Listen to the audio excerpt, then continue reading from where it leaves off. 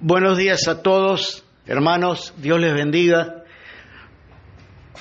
Vamos a hablar en este día acerca del arrebatamiento de la iglesia de Jesucristo, del rapto pretribulacional, doctrina que establece que la iglesia no estará aquí en la tierra en el periodo en el cual sea derramada la ira de Dios sobre este mundo. Periodo en el cual, además de ser derramada la ira de Dios, a modo de juicio sobre la humanidad, Dios permitirá que un anticristo, alguien a quien el diablo le va a pasar todo su poder y autoridad, gobierne o tome control, se haga del control político, militar y religioso. Esas son las tres áreas que tomará el anticristo. Él tomará el control de la política, tomará el control militar y el control religioso de todo el mundo. Habrá una religión mundial única. Ya se está hablando de eso. Ya hay un Papa Francisco, que públicamente, ya desde hace un tiempo, prácticamente desde que asumió, está hablando acerca de reunir todas las religiones en una única religión mundial. Él dice que esto es necesario para que haya paz en el mundo, y está hablando también, el mismo Papa, hablando acerca de la necesidad de instaurar un gobierno mundial único. El Foro Económico de Davos, del cual se habla mucho últimamente, que tiene lugar una vez al año, hablan de un gran reseteo y de establecer un gobierno mundial. Las Naciones Unidas habla permanentemente acerca, y en su sitio web está Agenda 2030. La Agenda 2030 habla de un gobierno mundial único. Ellos nos están anunciando, todas estas cosas nos están anunciando que estamos en el tiempo final, y precisamente vamos a leer un pasaje que está en Primera de Tesalonicenses capítulo 5, donde nos dice lo siguiente, versículos 1 al 4. Pero acerca de los tiempos y de las ocasiones no tenéis necesidad, hermanos, de que yo os escriba, porque vosotros sabéis perfectamente que el día del Señor vendrá así como ladrón en la noche, que cuando digan paz y seguridad, entonces vendrá sobre ellos destrucción repentina, como los dolores a la mujer encinta, y no escaparán. Mas vosotros, hermanos, no estáis en tinieblas, para que aquel día os sorprenda como ladrón. ¿Qué es lo que nos dice la palabra? ¿Qué es lo que nos dice el apóstol bajo inspiración divina? El día del Señor, que comienza con el rapto, el arrebatamiento de la iglesia, vendrá como ladrón en la noche sobre la humanidad, pero no sobre los cristianos, sobre los verdaderos cristianos, porque los verdaderos cristianos, el remanente, habrá un mover especial sobre ellos. El Espíritu Santo está hoy más que nunca obrando en los verdaderos cristianos, en el remanente, para que estén atentos a los tiempos que estamos viviendo, porque tenemos la palabra profética más segura, a la cual precisamente se nos manda estar atentos, porque es como una antorcha que alumbra en la oscuridad de este mundo. Muy bien. De acuerdo a la palabra, entonces, sabemos, la palabra bajo inspiración, el apóstol Pablo bajo inspiración divina, nos dice que aunque ese día vendrá como ladrón en la noche sobre el mundo entero, no así sobre los que conocen al Señor, porque los que conocen al Señor, los que tienen esa esperanza viva, estarán atentos. Fíjense que es enfática la declaración, o sea, se da por sentado que quienes verdaderamente le pertenecen a Cristo, dice, vosotros no estáis en tinieblas para que aquel día os sorprenda como ladrón. Esto habla acerca, o sea, nos está diciendo muy claramente que en el tiempo final, en este tiempo que estamos viviendo, habría un mover poderoso del Espíritu Santo sobre el verdadero remanente, los verdaderos cristianos. Muchos hablan de un gran avivamiento, muchos predicadores, de que viene un gran avivamiento. La Biblia no habla de ningún gran avivamiento. El Señor Jesucristo dijo que en los días finales, como en los días de Noé, sermón, mensaje del Monte de los Olivos, Mateo 24, como en los días de Noé, así será la venida del Hijo del Hombre. La Biblia habla de tiempos peligrosos. El Señor Jesucristo dice en Lucas, capítulo 19, cuando venga el Hijo del Hombre, ¿hallará fe en la tierra? Fe no se refiere a la fe como creencia, sino a la doctrina. Estamos en la más grande, tal cual como se ha predicho en la palabra, estamos ante la más grande apostasía de todos los tiempos. Bueno, eso es precisamente lo que nos fue anunciado en la segunda epístola de Pedro, en el capítulo 2, en toda la epístola de Judas, en segunda de Timoteo, capítulo 2, tiempos peligrosos, en segunda de Timoteo, capítulo 4, que vendrá un tiempo donde no sufrirán la sana doctrina, que se amontonarán maestros conforme a sus propias concupiscencias, pero en medio de todo eso habría un remanente representado por Filadelfia. Filadelfia, la iglesia de Filadelfia que aparece en Apocalipsis, capítulo 3, es representativa del remanente del tiempo final. Filadelfia significa amor fraternal. ¿Qué le dice el Señor a Filadelfia? Una de las grandes promesas, yo te libraré de la hora de prueba que ha de venir sobre el mundo entero. Yo te libraré, no en la hora, sino de la hora, del tiempo. Quiere decir que la Biblia da por sentado, retomando la idea, de que habría un remanente, o sea, de haber el único avivamiento que va a haber es un avivamiento sobre el remanente, sobre los verdaderos cristianos, un poderoso mover del Espíritu Santo sobre los verdaderos hijos de Dios. Habría un renuevo en cuanto a estar en temor y temblor delante del Señor. Habría un renuevo en cuanto al arrepentimiento. Constantemente el cristiano tiene que estar en una actitud de arrepentimiento, de confesión. Bueno, habría un mover donde todo eso sería renovado. Tendríamos un renuevo. Y eso lo estamos viendo y lo estamos experimentando.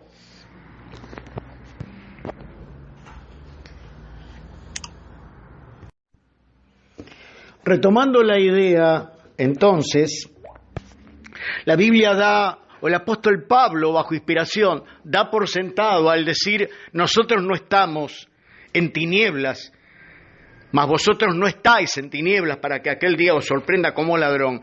La Biblia da por sentado que en el tiempo final, entonces, habría un mover especial del Espíritu Santo sobre el remanente, que nos impulsa, un mover que nos impulsa, porque somos templo del Espíritu Santo, somos parte del cuerpo de Cristo.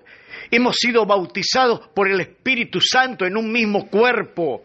Eso es lo que distingue al cristiano a la iglesia de Cristo de las dispensaciones pasadas.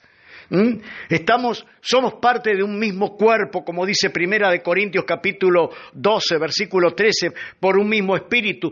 Todos habéis sido bautizados en un mismo cuerpo. Y es el espíritu, porque la iglesia también se la compara con un templo espiritual, construido, formado, integrado por piedras vivas. O sea, redimidos, gente que tiene vida en Cristo, que está viva espiritualmente. Y eso se va a ver más que nunca, hermanos, en este tiempo final que precede al arrebatamiento de la iglesia. En Hebreos capítulo 11, en el versículo 5, se nos habla de un referente en cuanto al arrebatamiento, porque se menciona a un hombre como ejemplo de alguien que tiene la fe de los escogidos. Esto se le llama la galería de los héroes de la fe. En el versículo 5 del capítulo 11 de Hebreos dice, por la fe, Enoc fue traspuesto es lo mismo que arrebatado, fue traspuesto para no ver muerte, y no fue hallado, porque lo traspuso Dios, y antes que fuese traspuesto, tuvo testimonio de haber agradado a Dios. Tuvo testimonio este hombre. ¿Qué es lo que pasó con él? En el libro del Génesis, en el capítulo 5,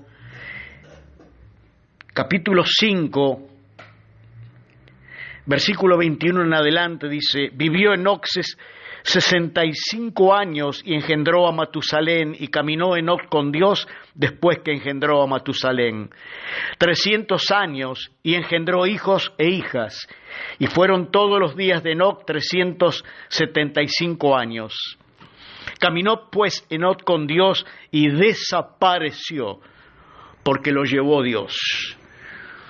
Dice que a partir del momento que nació Matusalén, él comenzó a caminar con Dios. Hay una relación entre el nacimiento de Matusalén y la actitud de Enoc. Bueno, el nombre Matusalén significa, cuando él muera, será enviado. Toda una prédica ese nombre. Cuando él muera, será enviado. Quiere decir, podemos inferir, de que Dios le reveló a Enoc que cuando su hijo muriera venía un juicio sobre el mundo, que es lo que posteriormente fue el diluvio. Matusalén, por eso este es más viejo que Matusalén, bueno, es el hombre que más vivió en la Biblia. Se cree que él murió en la semana del diluvio, unos días antes de que comenzara el diluvio. Ahora, hay una relación entonces entre lo que Dios le reveló a él que sucedería, a Enoc, a su siervo Enoc, porque él era un predicador. Hay una relación entre lo que Dios le reveló y el nombre que él le puso a su hijo.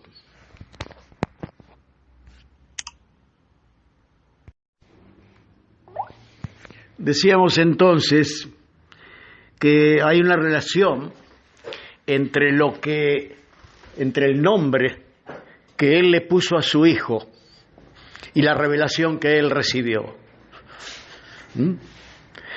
Ahora, también hay una relación entre la actitud, el rumbo que tomó su vida y esa revelación que recibió de parte de Dios. Él recibió esa palabra profética y esa palabra profética lo transformó. A partir del momento que él recibió esa revelación, dice que Enoc caminó con Dios y desapareció, porque se lo llevó Dios. Y en el libro de Hebreos dice que por la fe, Enoc fue traspuesto para no ver muerte, y antes de ser traspuesto tuvo testimonio de haber agradado a Dios. Somos salvos por gracia, para que nadie se gloríe, no por obras, sino por gracia. Las obras no pueden agregar absolutamente nada a nuestra salvación. Nuestra salvación descansa pura y exclusivamente en los méritos del sacrificio de nuestro Señor Jesucristo. Y no solamente que nuestra salvación descansa en los méritos de la obra del Calvario, sino que somos preservados, somos guardados. Primera de Pedro capítulo 1, versículo 5. Somos guardados por el poder de Dios mediante la fe. Somos guardados. Fíjese que todo esto nos está hablando que el único requisito, hermanos, el único requisito para tomar parte en el arrebatamiento es ser verdaderos hijos de Dios. Yo no creo en esto del arrebatamiento parcial, de que hay cristianos que se quedarán en la gran tribulación, e incluso se aplican mal ciertos pasajes de las Escrituras. En verdad, el que se quede será porque creía ser lo que no era. Todos los que se queden es porque eran menos religiosos. Hermanos, hay más Nicodemos en el mundo evangélico de lo que usted y yo podemos llegar a imaginar. La palabra profética transformó a Enoc, porque Enoc era un escogido. En todos los tiempos, en todas las edades, no solamente en este tiempo de la gracia, no solamente en el tiempo de en la era de la iglesia, sino en todas las edades, siempre que alguien fue salvo, lo fue en virtud de haber sido escogido. Salmo 65, versículo 4. Bienaventurado al que tú escogieres y atrajeres a ti. Dios atrae a los que escoge. Y aquellos que Él escoge, ellos tienen una fe que los transforma, produce en ellos lo que produjo en Enoc. Dice que Enoc por la fe fue traspuesto para no ver muerte. Pero antes de ser traspuesto, tuvo testimonio de haber agradado a Dios. Y todos aquellos que en este tiempo, en la era de la iglesia, todos aquellos que verdaderamente tengan la fe que tienen los redimidos, la fe como don de todos aquellos que han sido engendrados como nuevas criaturas, ellos tomarán parte en el arrebatamiento. Nadie que diga tener la fe de los escogidos, nadie que ostente, sí, porque yo tengo fe,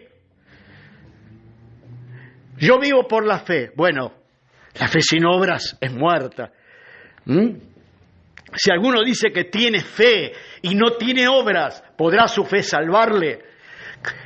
Alguien puede decir que tiene fe y estar al margen de los acontecimientos que estamos viviendo. Alguien puede decir que tiene fe y en este momento estar indiferente en este tramo final de la historia. Es imposible.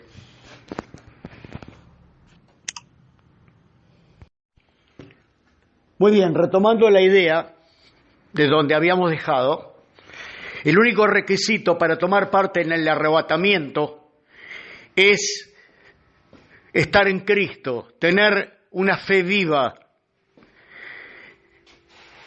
es haber sido regenerados por el Espíritu Santo. Tito capítulo 3, versículo 5, nos salvó no por obras de justicia que nosotros hubiéramos hecho, sino por el lavamiento de la regeneración y por la renovación del Espíritu Santo. Tomar parte en el arrebatamiento no tiene que ver con las obras. Hay muchos dirán, bueno, pero ¿y qué hacemos con la parábola de las 10 vírgenes? ¿Qué hacemos con esa parábola? Bueno, tengo que decirle que en realidad esa parábola no es para la iglesia de Cristo. Esa parábola está después de Mateo 24. Mateo 24 habla de un periodo en el cual la iglesia ya no estará aquí en la tierra. Mateo 24 habla de la semana 70, semana en la cual se derramará la ira de Dios, semana de años en la cual reinará el anticristo en la tierra. Luego de Mateo 24 viene esa parábola. Esa parábola tiene que ver con Israel, no con la iglesia. Hay un detalle muy importante. La iglesia no es parte del cortejo de vírgenes. La iglesia es la esposa del Cordero. Pequeño detalle, ¿no? La iglesia es la esposa que se va a desposar con el Cordero. No es parte, porque según la costumbre judía había un cortejo de vírgenes que acompañaba a la novia. Bueno, ese cortejo de vírgenes representa a Israel. Bueno, pero los que no tengan aceite en sus lámparas se quedarán. Nosotros tenemos algo más que aceite en nuestras lámparas. Estamos en un mar de aceite. Hemos sido bautizados en el Espíritu Santo. Primera de Corintios capítulo 12, versículo 13, por un mismo Espíritu todos fuimos bautizados en un mismo cuerpo. Efesios capítulo 1 dice que fuimos sellados con el Espíritu Santo, que es el arra de nuestra herencia. ¿Sabe lo que era el arra? ¿Sabe por qué el Espíritu Santo inspiró el apóstol utilizara en Efesios capítulo 1, utilizara esa ilustración? El arra era una pequeña garantía que se daba como precisamente un pequeño adelanto, como garantía de que se iba a recibir el resto de la herencia. Era el anticipo de una herencia, el arra. Y ese anticipo representaba la garantía de que se iba a recibir la herencia. Bueno, el haber sido sellados con el Espíritu Santo es el arra, es la garantía de que nada ni nadie puede impedir que recibamos nuestra herencia que está reservada en los cielos.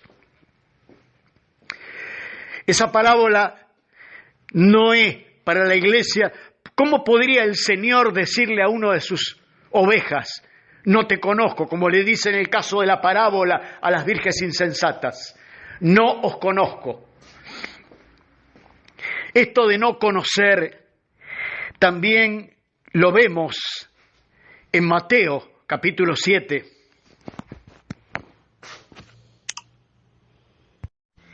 Esto de no conocer, no os conozco, como le dice a las vírgenes. Lo vemos también en Mateo capítulo 7. Muchos en aquel día me dirán, Señor, en tu nombre echamos fuera demonios, en tu nombre profetizamos, en tu nombre hicimos milagros. Y yo les declararé, apartados de mí, hacedores de maldad, porque yo nunca os conocí, malditos al fuego eterno, preparado para el diablo y sus ángeles. Nunca es nunca. Nunca os conocí significa que nunca fueron templo del Espíritu Santo. Nunca tuvieron verdadera comunión con Él. Nunca fueron regenerados. O sea, personas que creían ser lo que en verdad no eran. En el caso de la parábola de las 10 vírgenes, le dice a las insensatas, no os conozco.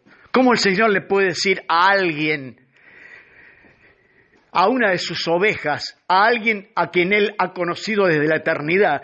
Porque la palabra de Dios nos dice en Romanos 8:28 en adelante, porque a los que antes sabemos, dice primero, que a los que aman a Dios todas las cosas les ayudan a bien, porque a los que antes conoció, la palabra conocer no significa de un conocimiento intelectual, habla de una relación afectiva, y tiene relación con eso de Adán conoció a su mujer en el lenguaje bíblico.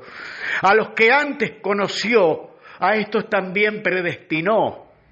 A los que predestinó, a estos también llamó. A los que llamó, a estos también justificó. A los que justificó, a estos también glorificó. ¿Qué pues diremos a esto? Si Dios es por nosotros, ¿quién contra nosotros? El que no escatimonia a su propio Hijo, ¿cómo no nos dará también todas las cosas? ¿Quién es el que condenará? Cristo es el que murió, más aún el que intercede por nosotros a la diestra del Padre. ¿Quién nos separará del amor de Cristo? Hambre, desnudez, espada. Antes en todas estas cosas somos más que vencedores por medio de aquel que nos amó, por lo cual estoy seguro que ni la muerte, ni la vida, ni ángeles, ni principados, ni lo presente, ni lo porvenir, ni ninguna cosa creada nos puede separar del amor de Dios que es en Cristo Jesús. Teniendo todo esto delante, en perspectiva, ¿cómo el Señor le va a decir a alguien a quien Él conoció desde la eternidad? Tenemos San Juan capítulo 17, la oración sacerdotal, cuando el Señor ruega por aquellos que el Padre le dio. Padre, no ruego por el mundo. San Juan 17, 9, no ruego por el mundo, ruego por los que me diste. Se refería a toda la gran compañía de todos los que habrían de creer en Él, por haber sido llamados eficazmente a la salvación. Él, si nosotros le conocemos, porque Él oró por nosotros. En esa oración sacerdotal, Jesucristo oró por todos aquellos que le conocemos. Padre, ruego por los que me diste, tuyos eran y me los diste. ¿Cómo va a decirle el Señor a uno de aquellos a quien Él conoció y rogó al Padre por ellos? Les va a decir, no os conozco. Es obvio que esa parábola no tiene absolutamente aplicación para con la iglesia. Tiene que ver con el remanente de israelitas que serán salvados al final de la gran tribulación.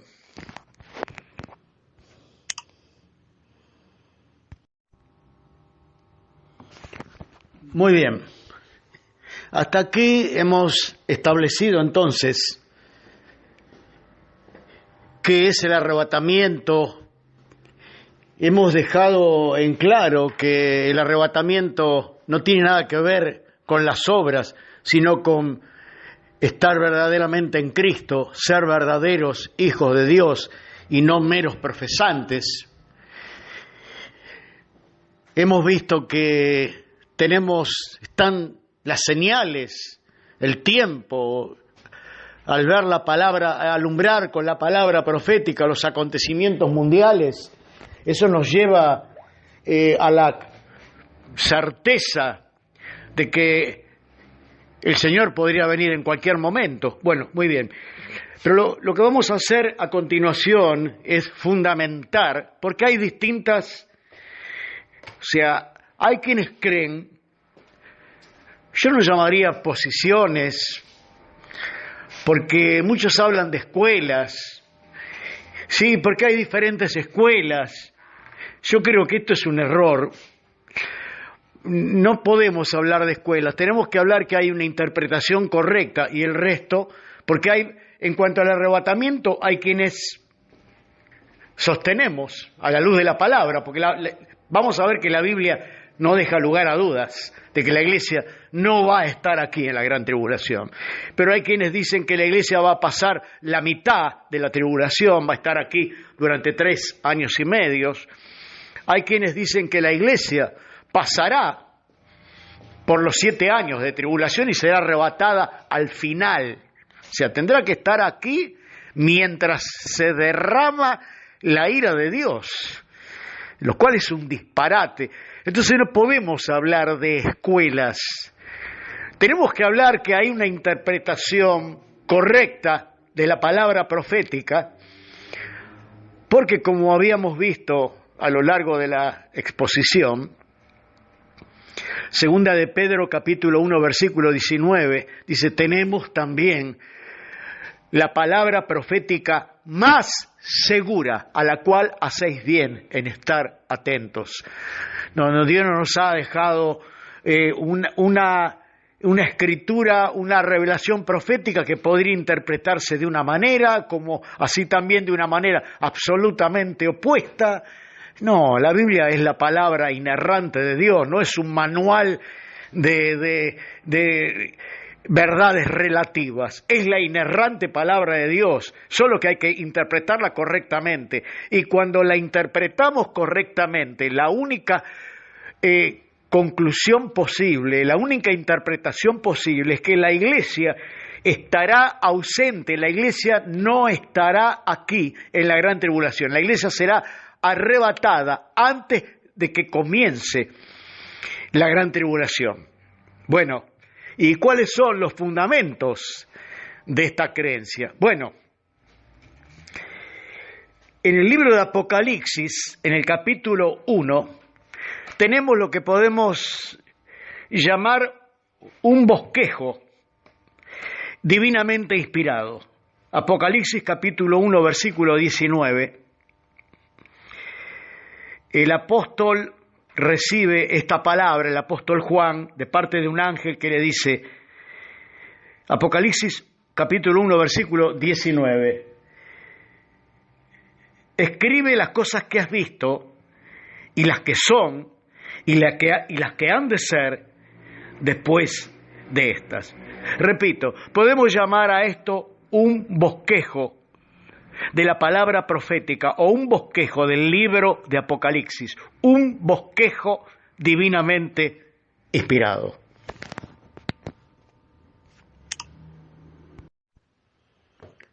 Muy bien, vamos a analizar a continuación este bosquejo que aparece en Apocalipsis capítulo 1, versículo 19, donde en primer lugar dice, escribe las cosas que has visto. ¿Qué es lo que había visto el apóstol Juan? La visión del Señor Jesucristo glorificado, sus cabellos como blanca lana, sus ojos como llamas de fuego, su voz como estruendo de muchas aguas, sus pies como bronce bruñido. Esa es la visión, eso es lo que Juan había visto. Escribe, esa es la primera división del bosquejo. Lo segundo, la segunda parte del bosquejo, escribe las cosas que son. Las cosas que son tienen que ver con la era de la iglesia. Las cosas que son tienen que ver con lo que aparece desde el capítulo 2 al capítulo 4, las cartas a las 7 iglesias. Y la tercera parte del bosquejo tiene que ver con cosas que sucederán cuando la iglesia ya no estará aquí. La tercera parte dice, escribe las cosas que han de ser después de estas. ¿A qué se refiere con después de estas? Como ya lo dije anteriormente, todo lo que tiene que acontecer a partir del capítulo 4, cuando ya la iglesia desaparece, porque a partir del capítulo 4 de Apocalipsis ya la iglesia desaparece de la escena mundial. Precisamente el capítulo 4 de Apocalipsis comienza, después de esto miré y he aquí una puerta abierta en el cielo. Apocalipsis 4. Lo leo textualmente. Después de esto miré y he aquí una puerta abierta en el cielo. Y la primera voz que oí como de trompeta hablando conmigo dijo, sube acá y yo te mostraré las cosas que sucederán después de estas, haciendo alusión al tiempo de la iglesia. A partir del capítulo 4 empiezan a aparecer todos los juicios. Primero los sellos, los 4 jinetes del Apocalipsis, el anticristo, el jinete blanco, el caballo blanco, que hace alusión al anticristo, el hambre, las pestes. Hay muchos que en este momento, por no entender lo que sencillamente se nos ha revelado, le atribuyen a las cosas que estamos viviendo en este momento, se lo atribuyen a juicios que Dios está derramando. No, los juicios todavía no han empezado. Esto no tiene absolutamente nada que ver con los rollos que se describen a partir del capítulo 4. Los sellos, perdón. no tiene absolutamente nada que ver. Porque eso es algo, o sea, no podemos poner los acontecimientos que son después de la era de la Iglesia, meterlos en el tiempo en el cual estamos viviendo. Los sellos, las trompetas, y vemos que los juicios van subiendo en intensidad, y finalmente las copas de ira.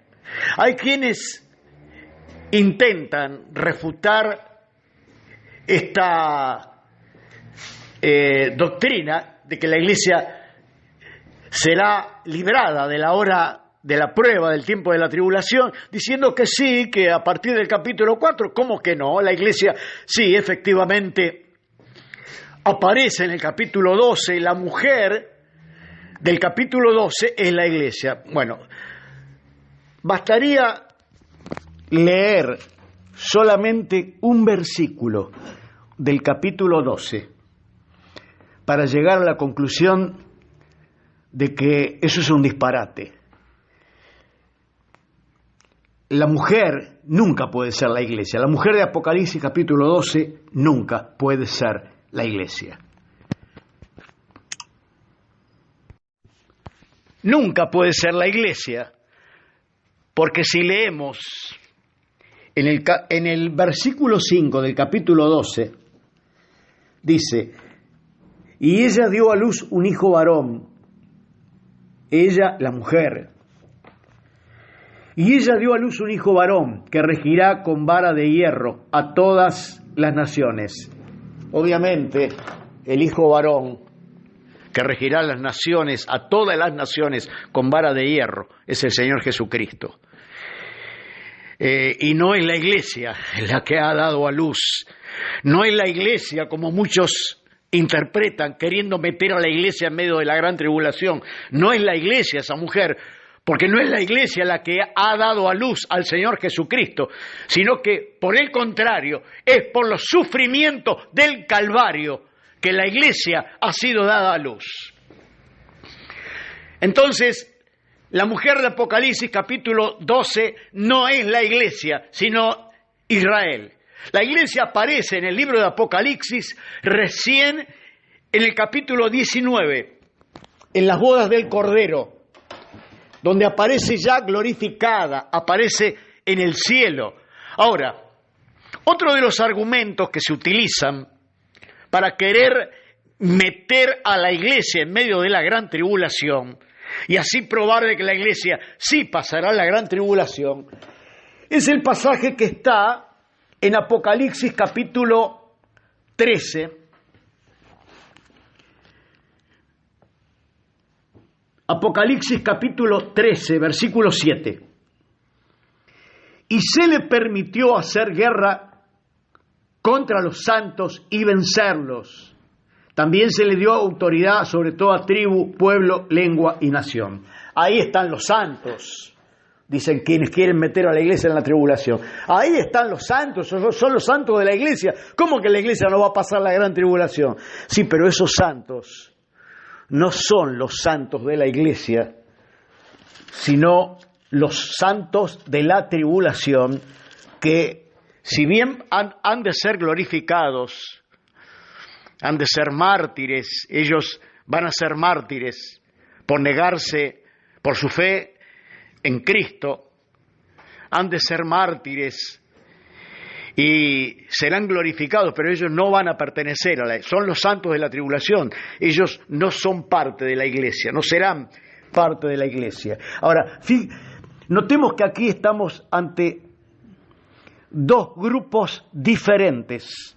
Este grupo no tiene nada que ver con la Iglesia. ¿Por qué? Bueno, Apocalipsis capítulo 3, versículo 10, aquí hay una promesa para los que pertenecen a la Iglesia.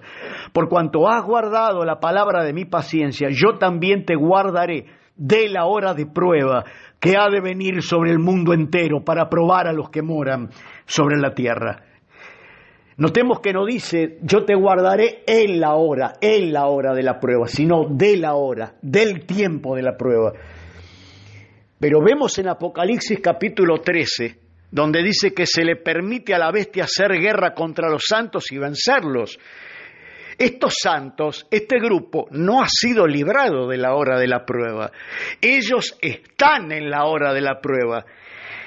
Y esto se debe a que ellos no son la iglesia. Por eso estamos ante dos grupos diferentes, con promesas diferentes.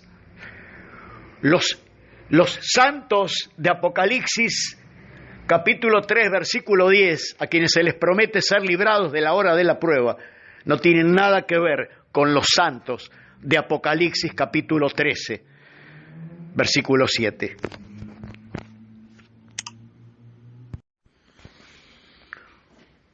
Otro de los argumentos que se utilizan en contra de la doctrina del rapto pretribulacional es aquella que afirma que si los santos de los primeros siglos pasaron las persecuciones que pasaron, teniendo que ir a parar al circo romano y ser devorado por las fieras, si nuestros hermanos pasaron por ese tipo de pruebas, ¿por qué nosotros tenemos que ser librados de la tribulación? Nosotros también tendremos que padecer como padecieron ellos.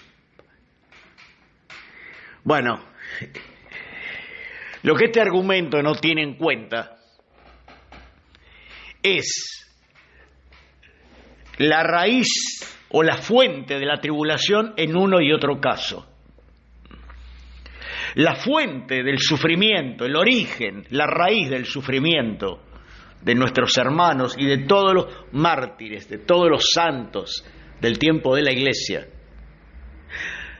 cumpliéndose aquello que el Señor advirtió: en el mundo tendréis aflicción, pero confiad, yo he vencido al mundo. En todos los casos, en todo ese sufrimiento que se ha dado en nuestros hermanos durante estos 2000 años de historia, la fuente de ese sufrimiento ha sido el aborrecimiento de un mundo que está bajo el maligno. De ahí, en el mundo tendréis aflicción. Esa es la fuente de toda esa tribulación. Detrás de los césares romanos, detrás de todos esos que se regocijaban al ver cómo nuestros hermanos eran devorados por la fiera, detrás de todos ellos estaban los demonios, espíritus demoníacos, y el gran titiritero, el príncipe de este mundo. Esa era la fuente, esa fue la fuente de todo eso, la raíz de todo ese sufrimiento.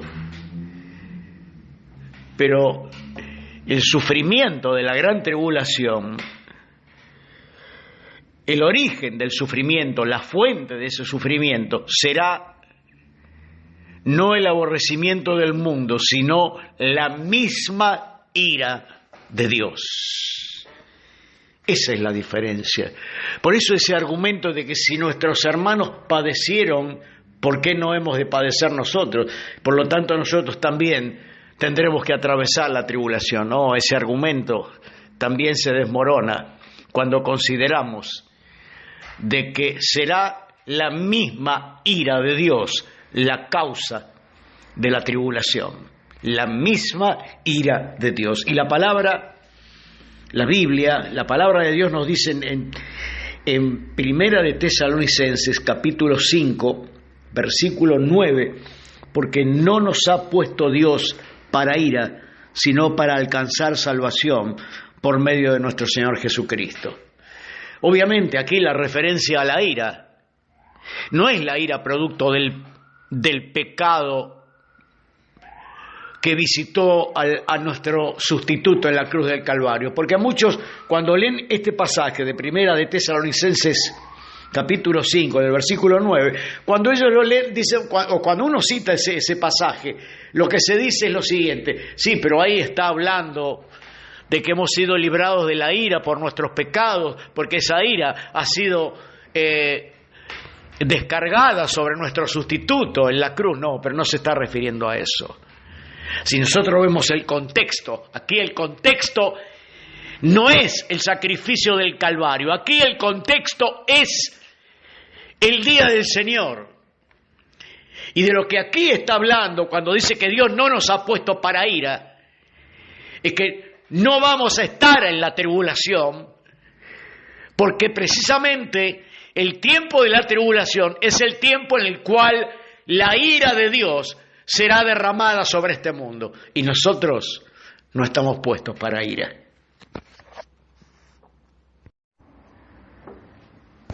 Todo lo que hemos trazado respecto a la doctrina del rapto pretribulacional,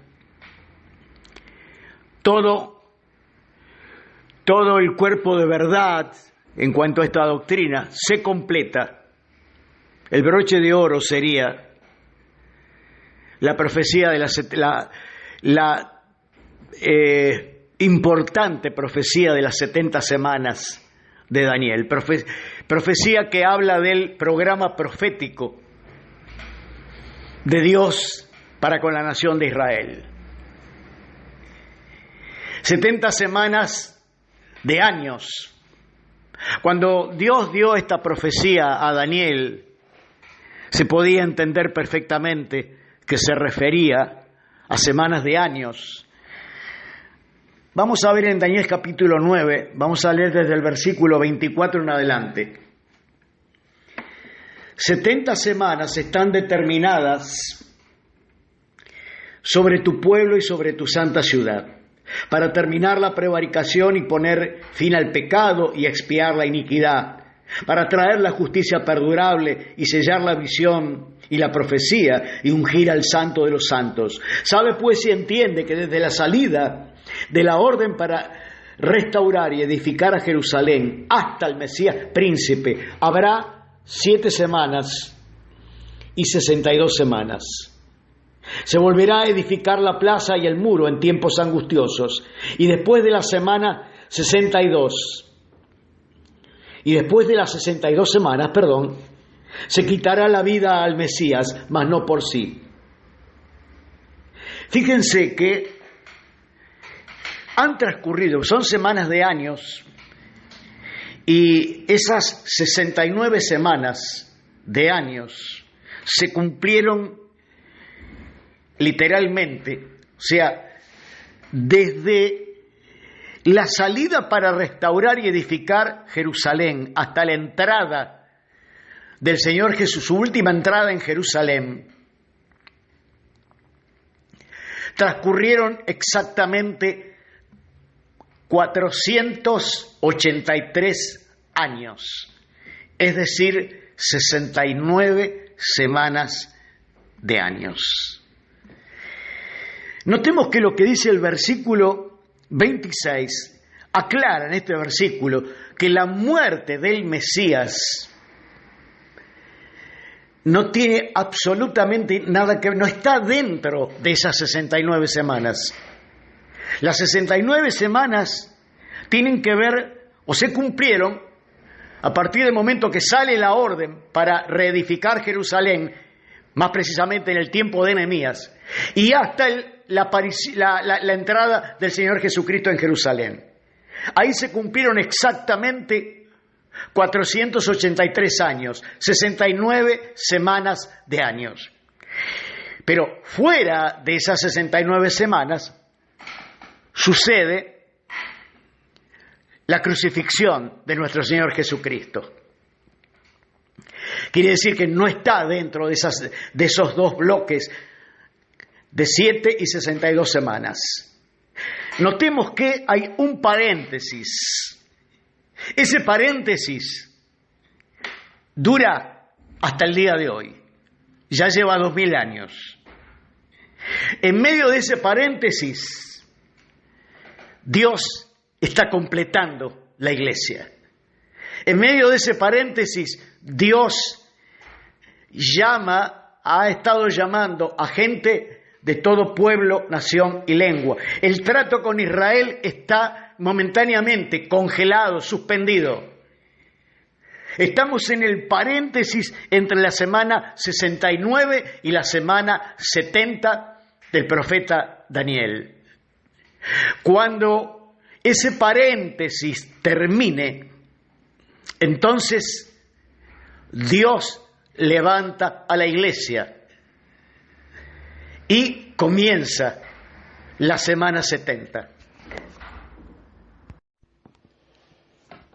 Y está escrito en Primera de Tesalonicenses, capítulo 4,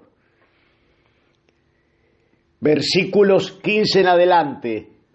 Por lo cual decimos esto en palabra del Señor, que nosotros que vivimos, que habremos quedado hasta la venida del Señor, no precederemos a los que durmieron, porque el Señor mismo, con voz de mando, con voz de arcángel y con trompeta de Dios, descenderá del cielo, y los muertos en Cristo resucitarán primero.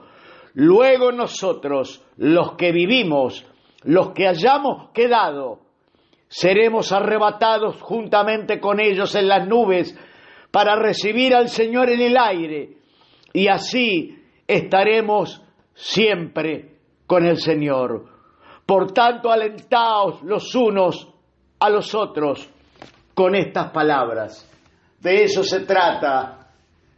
Ese es el principal objetivo de esta verdad. Alentarnos unos a otros al considerar estas verdades. Alentarnos de que el Señor Jesucristo viene por su iglesia. Millones de personas desaparecerán en un abrir y cerrar de ojos, desaparecerán abruptamente de la tierra.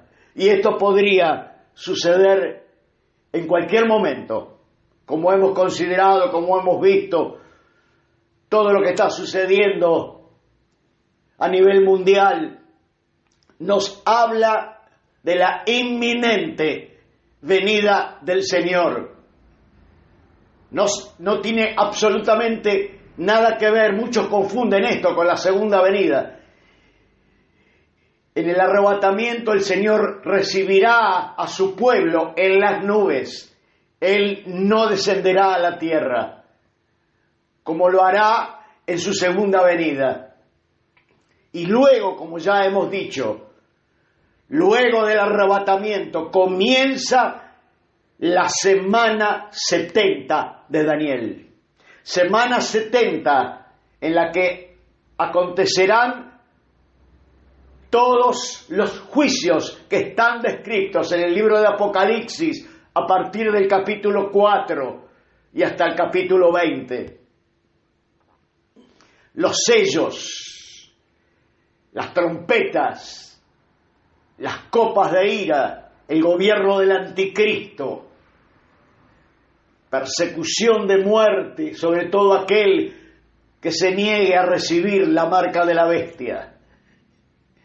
Pero la iglesia será librada, porque así nos lo ha prometido nuestro amado Señor y Salvador Jesucristo. Yo te libraré, por cuanto has guardado la palabra de mi paciencia, yo te libraré de la hora de prueba que ha de venir sobre el mundo entero.